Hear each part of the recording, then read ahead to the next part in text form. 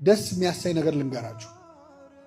ቤተክርስቲያን ውስጥ በየቀኑ እየሄድን ለቀን አንዴም ቢሆን መሳለም አለብን። አባቶቻችን በአብነት ትምህርት ቤት ባህል ጉባኤ እንኳን ባይኖር፣ ወንበር ባይኖር፣ ትምህርት ባይኖር ተማሪዎች ሄደው ትምህርቱ የሚሰጥበት ቦታ ላይ ሰላም ለኪ ብለው አቡነ ዘበሰማያት አድርሰው እንዲሄዱ ስርዓተ ቤተክርስቲያን ያዛል። ይሄ የሆነበት ምክንያት ምንድነው? መንፈስ ቅዱስ ላመኑና ለተጠመቁ ክርስቲያኖች በየ40 ቀኑ ጸጋ ይጨምራል።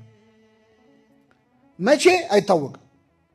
እየሰማችሁ እኔ እውነት ነው የምነግራችሁ። አብረን አድገን የሆነ ጊዜ ድምፅ የሌለው ድምፅ ኖሮት አይቻልም። እየሰማችሁ ሲማር ትምህርት የማይገባው የሆነ ሰዓት እሳት ሆኖ ነው። ምን ሆኖ ነው የሚያስብል ለውጥ ይታያል። የሆነ ጊዜ የሆነ ሰው ድክመት ተቀይሮ በኃይል ተተክቶ። ለምንድን ነው? መንፈስ ቅዱስ ደጅ ለሚጠኑ ሰዎች ሁልጊዜ ጸጋውን ምን ይላል? ይጨምራል።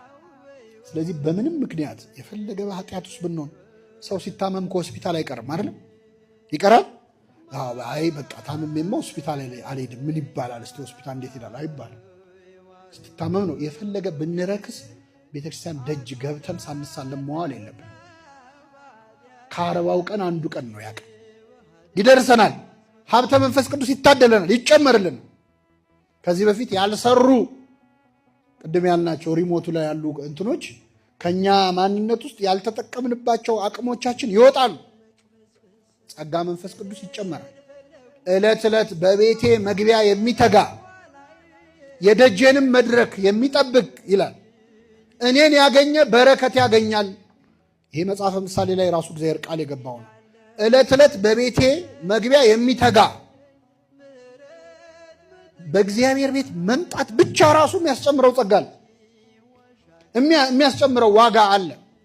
እንዴት እድለኞች ናቸው 24 ሰዓት ቤተክርስቲያን የሚሉ ሰዎች አሉ። በተለይ እኔ በጣም እቀናባቸው የአእምሮ ህመምተኞች ወይ በሆነ ችግር ምክንያት ይበቃሉ። ታውቃላችሁ፣ ሳይታሰብ ይበቃሉ፣ ቅድስና ደረጃ ይደርሳል። ከመላእክቱ ጋር አብሮ እንደመኖር ስለሆነ ማለት ነው። ለዚህ ነው ነቢየ እግዚአብሔር ዳዊት አቤቱ በቤትህ የሚኖሩ የተመሰገኑ ናቸው። እግዚአብሔር ቤት መኖር መቆየት ራሱ የራሱ ጸጋ የራሱ ዋጋ